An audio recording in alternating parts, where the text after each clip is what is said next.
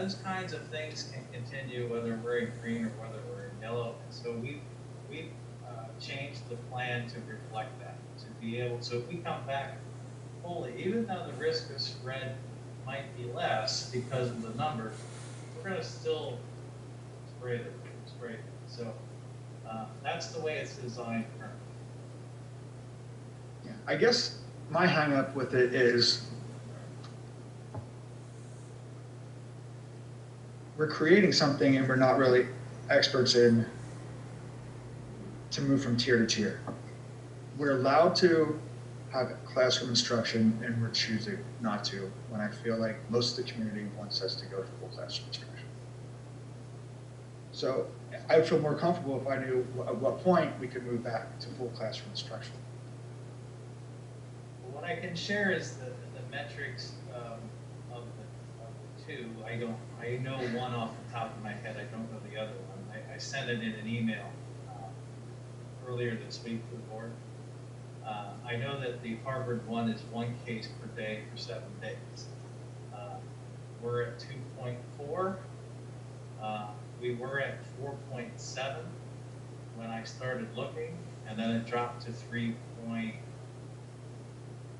I believe, and then 3.3, and now we're at 2.4. I have not checked it since that one only changes at noon, and I was on the phone most of the afternoon, so that one I didn't check this afternoon, but I have it up.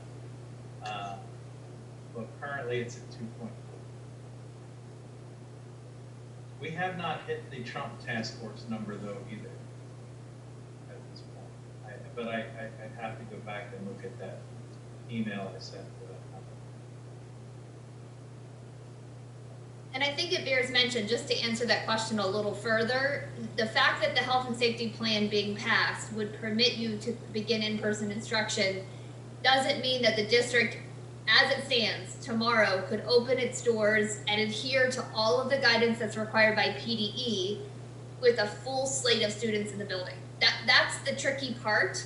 And I think it's often a balancing issue that Gary's probably looking at, which involves, like, even if it was possible to meet all the requirements that PDE currently has on school districts, one of the significant ones is that students would be wearing masks all day long. And so there's a balance right now with the amount of students that come into the district because of the mask order.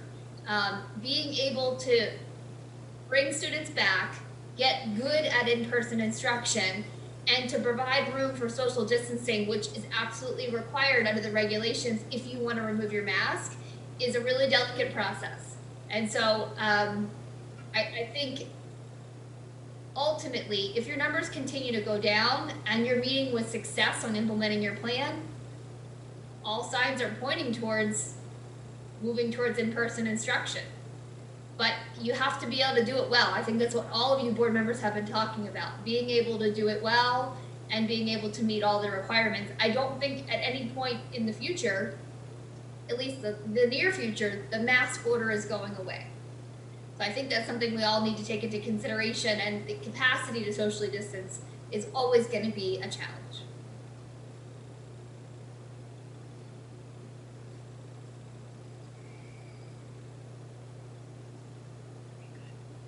By the way, I retract my statement. It's 2.7. I looked at it before it came and didn't write it in my spreadsheet. It's 2.7. I know we were presented two different metrics, but it's something that we created to follow as a school board, and that's one of my problems. I would rather have more guidance come down from PDE. As right now, we could open full classroom instruction, and we're choosing to follow metrics that we found on the internet that are not vetted. I just have a big problem with that. I guess I just look forward to more information in the future as we continue to improve this plan. I think both sides could attest to that, though, because for those not comfortable with putting our kids in classrooms, even in a hybrid, like we're going to do it, but we're not comfortable with it, that fear of putting the faith in someone to just say, okay, we're opening up. Like, your numbers look good for a little while. We're going to open up entirely, which is terrifying to some. I think that both sides are kind of walking away, not feeling great, which I'm always told that that's a successful plan, is when both sides kind of walk away going like, well, I don't feel great about that, and you don't feel great about that, but it is where we're at right now. And I think to get numbers, because I think as far as moving to the plan of having full open school, seeing how many students are in the hybrid and the virtual will help that decision as well. We have very small class sizes because so many parents pull their kids. That could benefit us going back to 5 days or 4 days or however we look at that. But I don't think either side is really thoroughly happy with where we're at with decision making. I wish the state would give us more information as well. I wish they would step up and say, this is what you have to do, but we're a Commonwealth and it falls to us, and we have to do what we have as far as our tools. I don't see this. I think I maybe seeing it a little differently.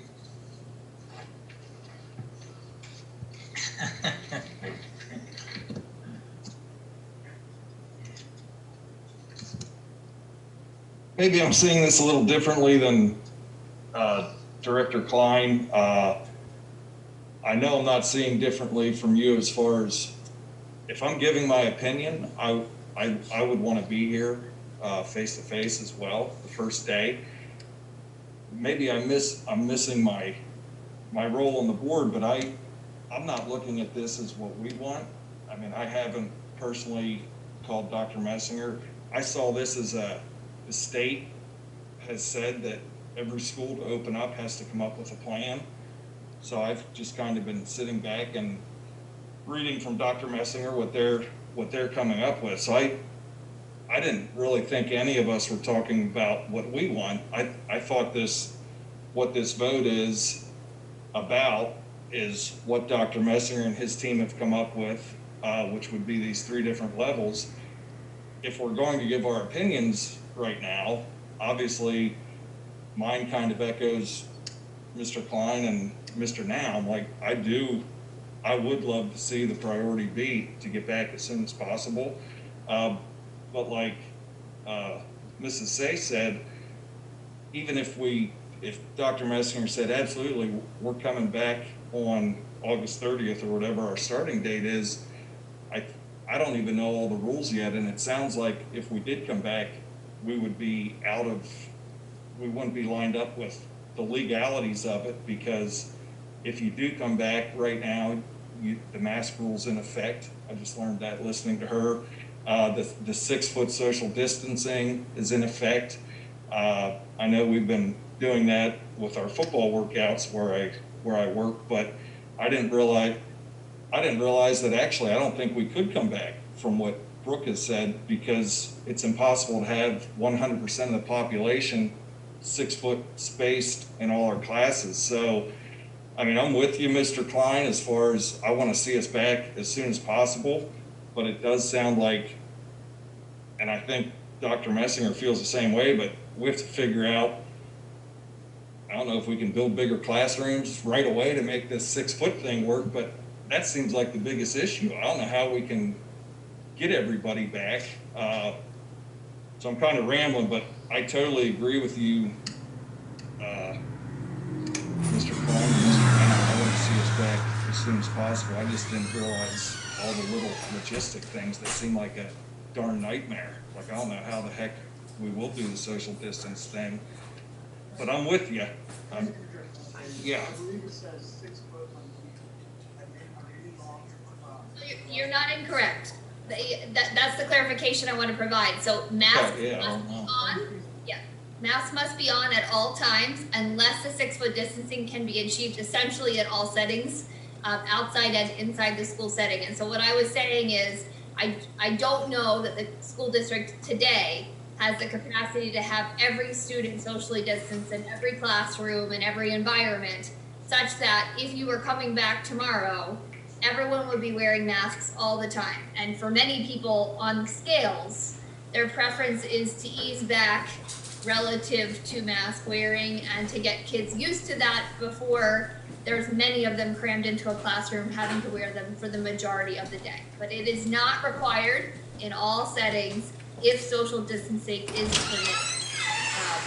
But I don't want to speak for Dr. Messinger because only he can tell you exactly what your dimensions of your building are and how easily you could achieve having everyone here and socially distanced so they don't have to wear masks for 100% of the day.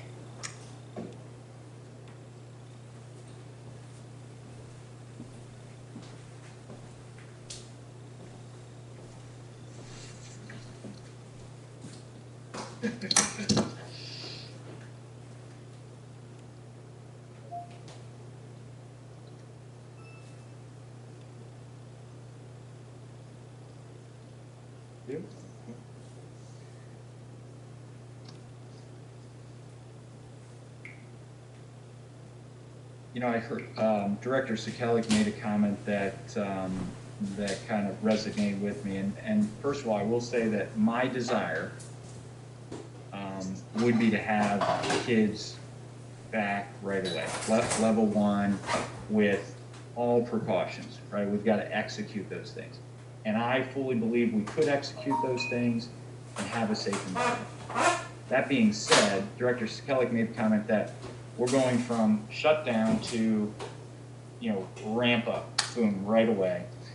And I do see this plan, if we end up on the level 2, the hybrid, as an opportunity for us to take that first step and then create some confidence in the kids, the families, and the community that we can do this and we can execute it in this environment.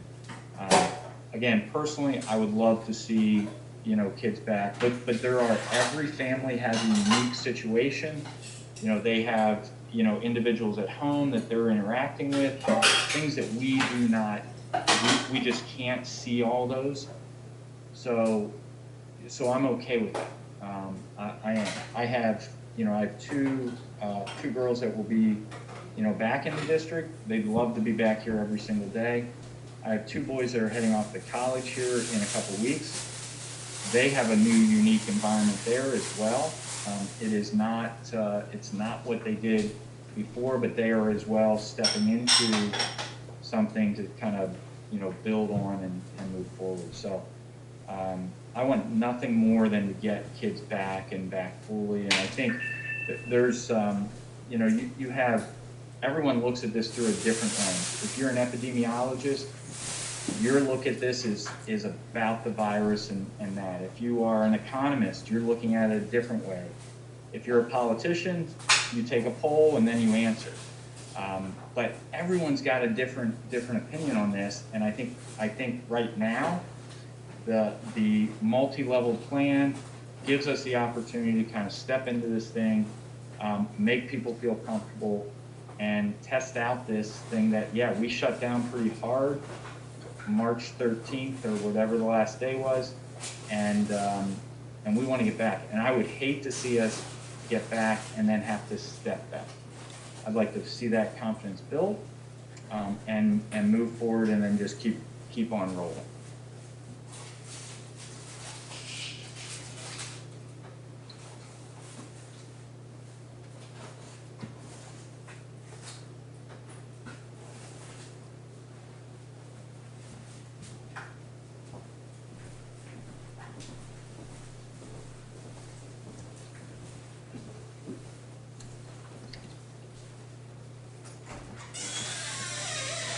I don't see that anyone else has any comments, so I'll just take my last time to say that it is a canon of my profession that a settlement that leaves nobody happy is a good settlement, and I think Director Sekelic had said that, and I think that's the case here.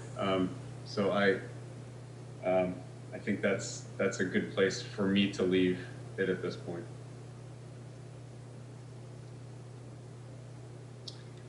Are there any other comments from board members? Hearing none. Mrs. Martin, may I have a roll call vote, please? Dr. Buck, Yes? check on public comment before you do that. Okay. Still do not see that. Okay. Okay, then you can proceed. Thank you.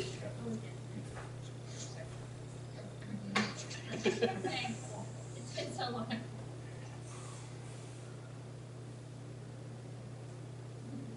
Erdman, Yes. Fowler, Yes. Marlowe, Yes. Murray, Yeah. Klein, Sekelic, Yes. Nom, Yes. Bucks, Yes. Gray, Yes. 8 yes, 1 no, motion passed. Thank you. Now we will move on to item 6.2, policy 831 on live streaming. Dr. Messinger, would you like to introduce that? Yeah, this is the tentative adoption of policy 831. This is a new policy. I'd like to thank Stock and Leader for getting this into our hands quickly. It is a live streaming policy. This would be the first approval, and then a final approval would be held on the 11th, so that we have that in place for the beginning of the school year. Thank you. Are there any questions on that policy?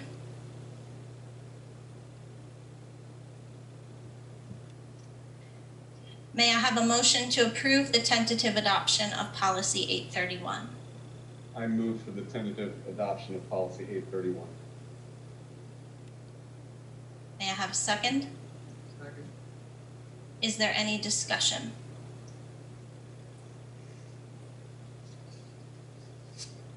Mrs. Say, do you also advise that we look for public comment again before this vote?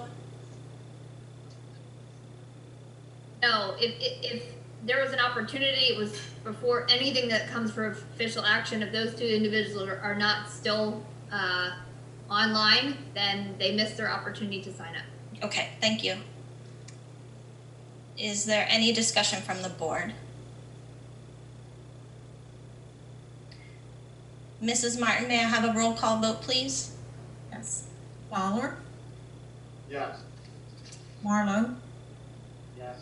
Murray, Yes. Klein, Yes. Sekelic, Yes. Nom, Yes. Bucks, Yes. Gray, Yes. Erdman, Yes. 9 yes, motion passed. Thank you. We will move on to item 8, the consent calendar. Dr. Okay, Messinger. some items that are normal there. We have the approval of minutes, the student activity account, and cash disbursements for number 8. These items will be voted on at the next meeting. Are there any questions on these items? Hearing none, we will move on to budget and finance. Several items for you there. We have the list of drivers employed by DB Fisher. We have bus stops for you for the 2020-21 school year. We have the emergency resolution. This is a resolution that was passed, that we passed back in the spring. And we, just for transparency, we changed the dates, but we renewed it for the 2021 school year in case we were to have a closure, and put that on again. And also, we have the resolution in response to the COVID-19 pandemic. That's August. That resolution is about allowing the school district to get the 180 days by counting virtual and/or hybrid days. So we don't have to be here physically. We would be able to count our hybrid days and our virtual days as days toward the 180 limit. We will have a name for you for the school physician, and also a 3-year contract with Weil for trash removal. Oh, I'm sorry, I missed one. The emergency instructional time template, that template is on there. That has to be approved by the state and submitted to the state, documenting the number of days that we are attending. Are there any questions on those items? I have a question. The 180 days, would that include if you're out for a snow day? That doesn't mean you can make those virtual count. We are applying for flexible instructional days this year. That would allow us to do that, but we're going to do it in a manner that those days will be specifically designated. So for instance, if we on January 4th have a snow day, then we would take, instead of our taking a day off of Easter break, we would make that a flexible instructional day, and that would be done virtually. So the kids would not need to come to school and we could count that day. So you wouldn't have to physically make it up. What we would be looking to do is to make assignments that could be done anytime between January 4th and that date. So if you completed the work that would be assigned, then you actually would still have that day. The nice thing for parents then is those, you know how a lot of times parents choose to travel at Easter time or other holidays, they plan a family event, and then we get snow and then all of a sudden they're missing school. This allows parents to get that work done ahead of time, or students get that work done ahead of time, and then they would still be able to have that day.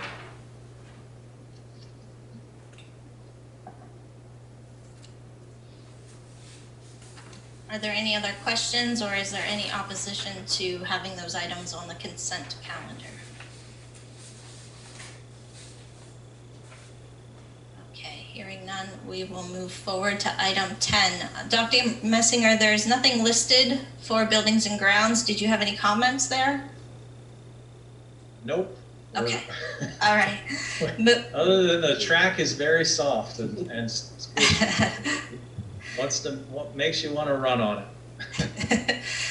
Then we will move on to extracurricular, item 11. Number 1 is to Gary Bouchette again, to approve him as the weight room coordinator. Also, the middle school co-curricular activity payments are listed for the 2021 school year. Approve the updated list of fall coaches, and approve Joshua Cope as marching band pit / woodwind instructor for the 2021 school year. That is a replacement for Mr. Saraceni. Are there any questions or comments on those items? Is everyone comfortable with having them on the consent calendar? All right, then we will move forward to the curriculum committee, item 12. Yes, we had final adoption of the revised advanced placement literature curriculum. Also, an informational item.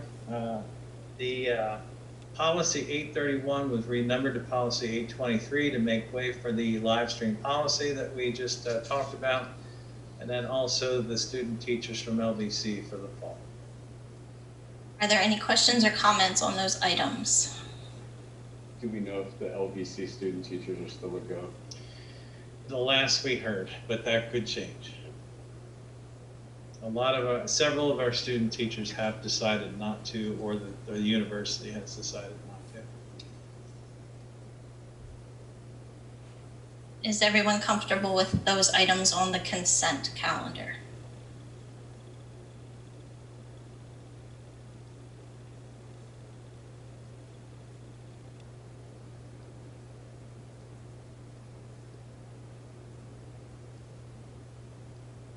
Classified substitutes, we have several leave requests that are there for you to approve. We have 2 resignations. We have a PCA, and then this is Onspach, who has been around for a long time at Jonestown.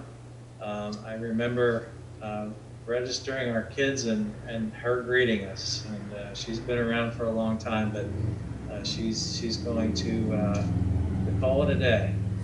We also have several employments for you there, pending completion of pre-employment requirements, a new PCA for number 1 and number 2, our 3 CSRs that we've talked about that we are moving to contracted positions, and then we will have a long-term substitute name for you for a secondary learning support position. As far as tenure, we have letter F. The following those employees that will be granted tenure. We also had to make a change to the assistant to superintendent job description. We had a great training by Stockton Leader on the new Title IX requirements, and one of those requirements is to make sure that someone is appointed to take care of Title IX. Now, we had someone appointed, but their job description is supposed to reflect those responsibilities. So that job description will now include the Title IX responsibilities so that they're specifically in there. We also, Kelly Bathick Jones is taking over as the homeless liaison for the 2021 school year. And then every year we have a flight team that we use for the IU-13, approve the list of teachers and our guidance counselors that are participating in our flight team. Thank you. Are there any questions or comments on those items? Is everyone comfortable with them on the consent calendar?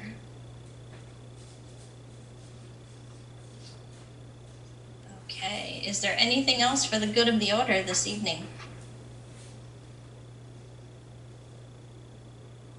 Hearing none, may I have a motion to adjourn this meeting?